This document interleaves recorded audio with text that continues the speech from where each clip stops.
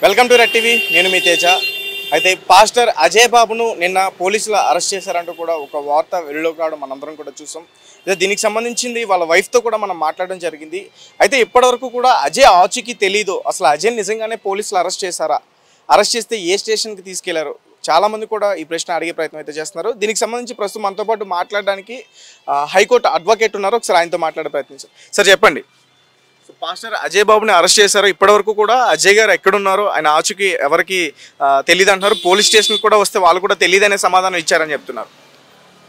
వాస్తవానికి గత రాత్రి ఏ ఇష్యూ తెలిసిన తర్వాత సుమారు 7 గంటల 15 నిమిషాల తర్వాత నేను ఖమ్మంలో ఉన్నటువంటి మరి సిఐ గారితో మాట్లాడడం జరిగిందండి. అర్బన్ సిఐ గారితో మాట్లాడుతూ అతనికి చెప్పడం అయితే ఏమన్నాడంటే, సార్ సిటీ నుంచి కొంతమంది సివిల్ డ్రెస్లో వచ్చి తీసుకొని వెళ్ళారు సార్. మా ఇన్వెస్టిగేషన్ బహుశా ఉప్పలో లేకపోతే అయితే తుకారాం గేట్ అయి ఉండొచ్చు అని చెప్పేసి ఒక చూచాయిగా చెప్పాడు.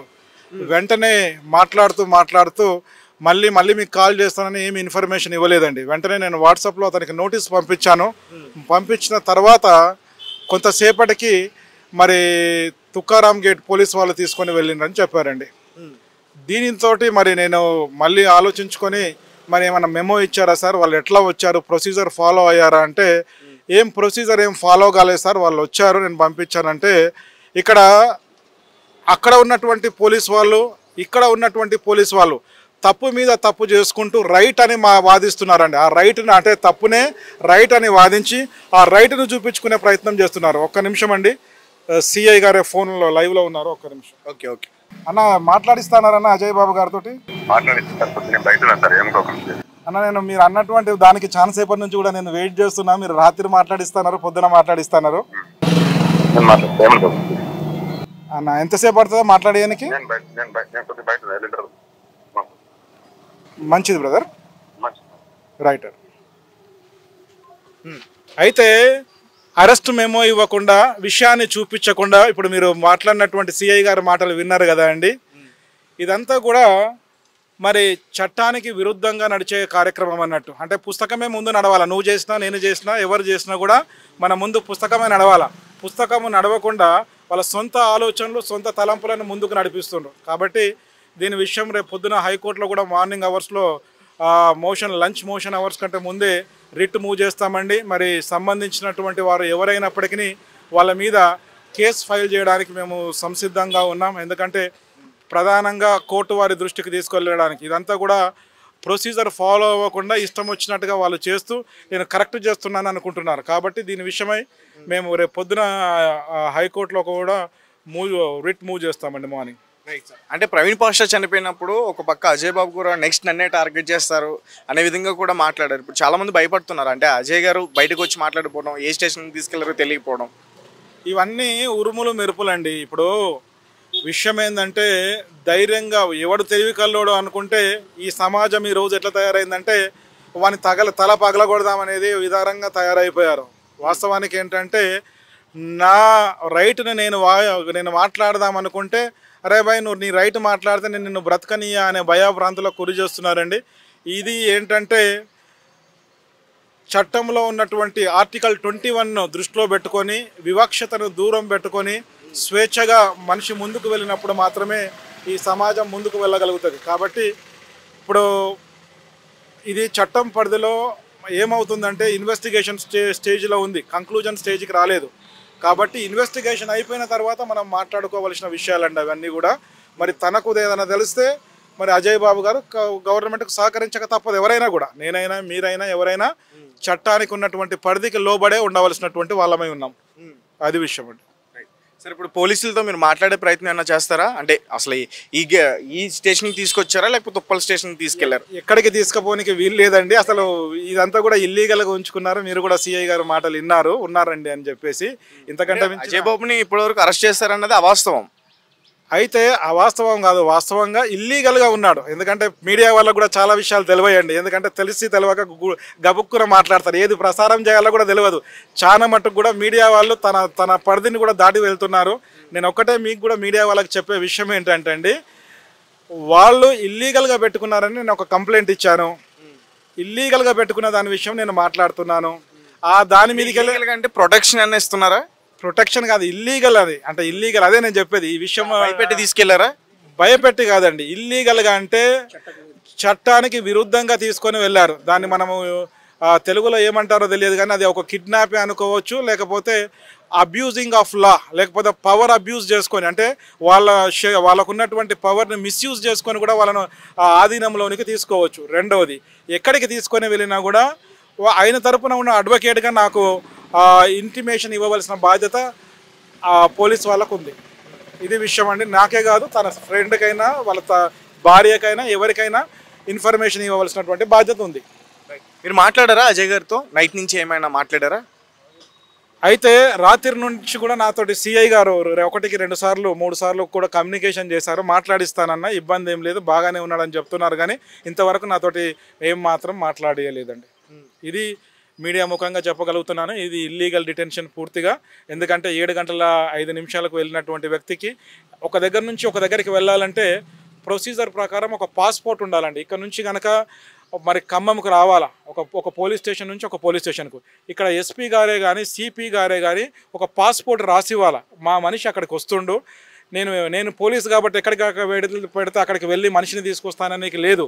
ఒక ప్రొసీజర్ ఉంటుంది, ఆ ప్రొసీజర్ ఫాలో అవ్వాలి. అంటే ఒక పాస్పోర్ట్ ఉండాలా, ఏ టైంకి వెళ్ళాడు, ఏ టైం నుంచి ఎక్కడికి వెళ్ళాడు, అక్కడ నుంచి తనకు వెళ్ళినప్పుడు తన వేసుకున్నటువంటి బట్టలు ఉన్నాయా, పోలీస్ డ్రెస్లో వెళ్ళాడా, వెళ్తే బ్యాడ్జ్ ఉందా, ఆ బ్యాడ్జ్ మీద తన పేరుందా, దేని కొరకు తీసుకొని వస్తున్నాడు, ఇదంతా కూడా ఒక ప్రొసీజర్ అండి. ఈ ప్రొసీజర్ కనుక ఫాలో కాకుండా వస్తే అది ఇల్లీగలే. కాబట్టి దీంట్లో అంతా కూడా మరి పోలీసులమని చెప్పుకుంటూ నేను అనడం అని కాదు కానండి, మనకున్న ఇన్ఫర్మేషన్ ప్రకారం ఇది ఇల్లీగల్ డిటెన్షన్ అని ఒక న్యాయవాదిగా చెప్తున్నాను నేను.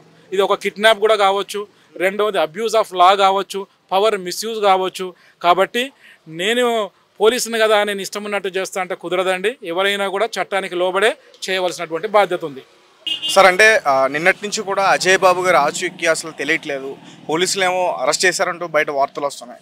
ఇంక ఇప్పుడు మీరు తుకారాం గేట్ దగ్గరకు వచ్చారు, మరి పోలీసులు అయినా చెప్తున్నారు అజయ్ బాబుని అదుపులోకి తీసుకున్నావా లేదా అని? వాళ్ళు అసలు ఇన్ఫర్మేషన్ ఇస్తలేరు మాకు. సరే ఉన్నాడంటే మేము అందరం ఇక్కడ రాము కదా, ఉన్నాడంటే మేము ఏదో ఒకటి తెలుసుకొని మేము ఎట్లా ఏ ప్రొసీడ్ కావాలో ప్రొసీడ్ అవుతాం. వాళ్ళు మాకు చెప్పేది లేదు, ఏం లేదు. అసలు పోలీసు ఇట్లనేనా, ఇదే విధంగానా? అంటే చెప్పాలి కదా, ఉన్నాడు లోపల, మాకు వ్యక్తిని చూపించండి ఫస్ట్. అరే బ్రతుకుండా లేడని చూపించండి ఫస్ట్. అంటే ఈ కాలంలో అవుతున్నాయి అట్లాంటి, ఈ కాలంలో అవుతున్నాయి. అసలు మాకు ప్రాణాలతో ఉండలేదు, ఈ పరిస్థితులు అట్లా ఉన్నాయి అన్న. మేమందరం వచ్చింది ఇక్కడ, అందరు ఇక్కడ కాదు, ఎక్కడెక్కడో బయట నుంచి వచ్చినాం. నేను 40 కిలోమీటర్ల దూరం నుంచి వచ్చిన. మాకు అజయాన్ని ఒక చూపించండి. మేము ఏం చేస్తున్నాం ఇక్కడ, మేము ఉంటే ఏమైనా గొడవలు చేస్తున్నామా, ఏమైనా చేస్తున్నామా, ఏం చేయాలి? అదే నార్మల్గా వేరే అయితే ఆడ ముంగడ కూర్చొని ధర్నాలు చేస్తుండే. అన్న గురించి మేము న్యాయంగా శాంతిపూర్వకంగా అన్నం చూపించండి, చూపిస్తే మేము వెళ్ళిపోతాం.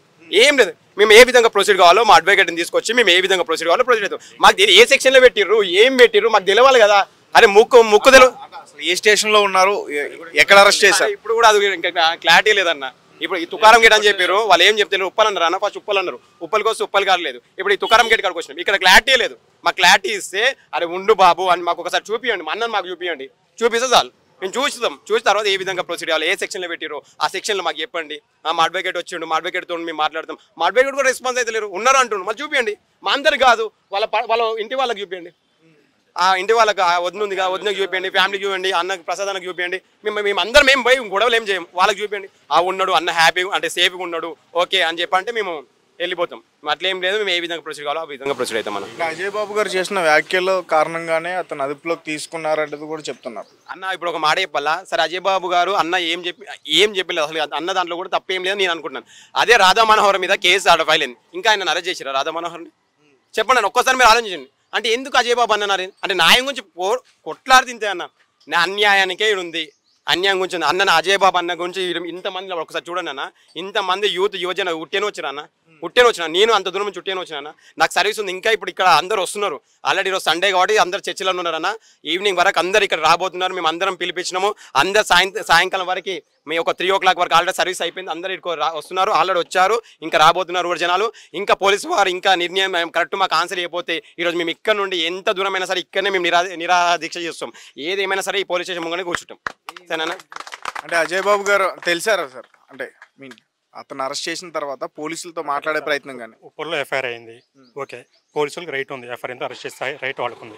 ఉన్నప్పుడు ఆ బాబు నీ మీద ఎఫ్ఐఆర్ అయింది, మేము అరెస్ట్ చేస్తున్నాం అని ఒక అఫీషియల్గా అయినా చేయొచ్చుగా. పోలీసులే దొంగల్లాగా మరి చెప్ప పెట్టకుండా లోకల్ పోలీస్ స్టేషన్ ఇన్ఫర్మేషన్ ఇవ్వకుండా, ఫ్యామిలీకి ఇన్ఫర్మేషన్ ఇవ్వకుండా దొంగల్లా కిడ్నాప్ చేస్తే మీరేంటి దొంగల కన్నా మీకు తేడా ఏంటి?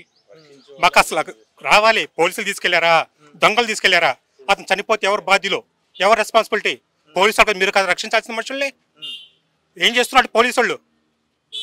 ఆన్సర్ చేయాలి మాకు, లేకపోతే ఇక్కడ ఆత్మహత్య దండం తయారవుతుంది సాయంత్రం కల్లా.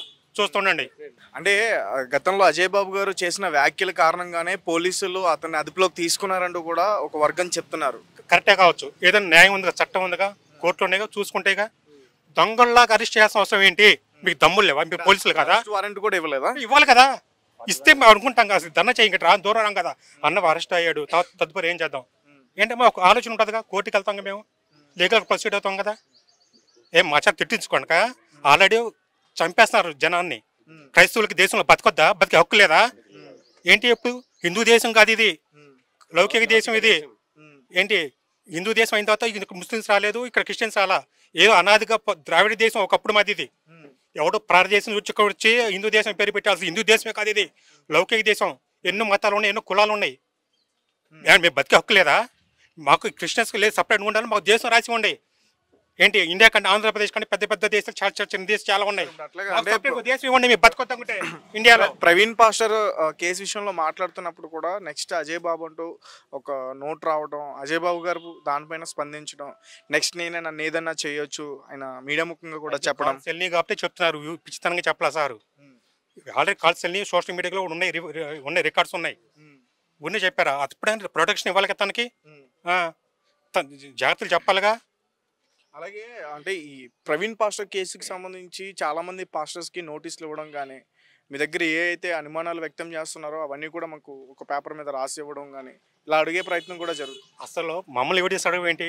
పోస్ట్ మార్టం జరిగిందిగా, రిపోర్ట్ ఇంతవరకు ఎందుకు బయట పెట్టలేదు? ఎందుకు బయట మేము క్వశ్చన్ చేస్తాం చెప్పండి. మీరు చేసిన పని బయట ఎందుకు చెప్పలేదు? మేము తీసి ఎవిడెన్స్ తప్పు కావచ్చు, ఒప్పుకోవచ్చు. మీ దగ్గర ఒక ఎవిడెన్స్ ఉందిగా, పోస్ట్ మార్టం చేశారుగా, ఆ కాపీ ఎందుకు బయట పెట్టలేదు చెప్పండి ముందులా. అది హత్య, ముమ్మాటికి హత్య. బయట చెప్తే అల్ల కొల్లాల పోతుందని బయట చెప్పలేదు. కలిసారా సార్ ఇప్పుడు లోపల సిఏ గారిని కలిసారు రాత్రి. కలిసి ఇక్కడ లేరని చెప్పారు. ఇక్కడ ఒక కేసు పెట్టాం. మరి ఎందుకు ఇక్కడ ఖమ్మం అర్బన్ లో ఆ పోలీస్ స్టేషన్ లో అడుగుతుంటే ఈ పోలీస్ స్టేషన్ లో ఉన్నారని ఎందుకు అబద్ధం చెప్తున్నారు? నాటు క్రిస్టియన్స్ అంటే లోక జనానికి ఇక్కడ చివరికి పోలీసులు గట్రా తయారయ్యారు. ఇక్కడ పోలీసులు అనేవాళ్ళు కులం మతం లేకుండా అందరికి న్యాయం చేసేవాళ్ళు పోలీసు వాళ్ళు. కానీ వాళ్ళు కూడా ఒక వర్గానికి కొమ్ము కాస్తున్నారు. అంతే, ఒక వర్గానికి కొమ్ము కాస్తున్నారు వీళ్ళు. అది సార్ ఎలా చూడాలంటే అజయ్ బాబు గారు అసలు ఎక్కడ ఉన్నారనేది కూడా తెలియదు. పోలీసులు కూడా పోలీస్ స్టేషన్ లో లేరనే చెప్తున్నారు. అదే విషయం తెలిసింది టెన్షన్ లేదన్న. రాత్రి 7:30కి తీసుకొచ్చారు. అర్బన్ పోలీస్ స్టేషన్ నుంచి మేము వచ్చినాము, హైదరాబాద్ నుంచి ఇద్దరు వచ్చారన్నారు. అర్బన్ పిఎస్కి పోయి అడిగితే మాకు అసలు ఎవరు పంపించలేదు, మాకు తెలియదని వాళ్ళు అన్నారు. అన్నప్పుడు మనం ఏ విధంగా తీసుకోవాలి? అసలు వచ్చింది పోలీసులా కాదని నిర్ధారణ కావాలి కదా. స్టేషన్లో ఉన్నారమ్మా కలవండి అని చెప్తే టెన్షన్ లేదు. ఓకే, ఇప్పుడు పోలీసుల దగ్గర అదుపులు ఉన్నారంటే ఎవరికి ఎటువంటి ఇబ్బంది లేదు. ఎందుకంటే వాళ్ళు ఏం చేయరు, లీగల్గా మన జడ్జి ముందు ప్రవేశపెడతారు. ఏంది ఆ లీగల్గా ఎట్లా ప్రొసీడ్ కావాలని మనం చూసుకుంటాం. అసలు ఎక్కడున్నా తెలియనప్పుడు టెన్షనే కదా అందరికీ, ఆందోళనగా. పగడాల ప్రవీణ్ గారికి ఏం జరిగిందో ఇప్పుడు ఈ బ్రదర్కి ఏం జరిగిందో టెన్షనే కదా. మన రాత్రి 7:30 అరెస్ట్ చేశారు.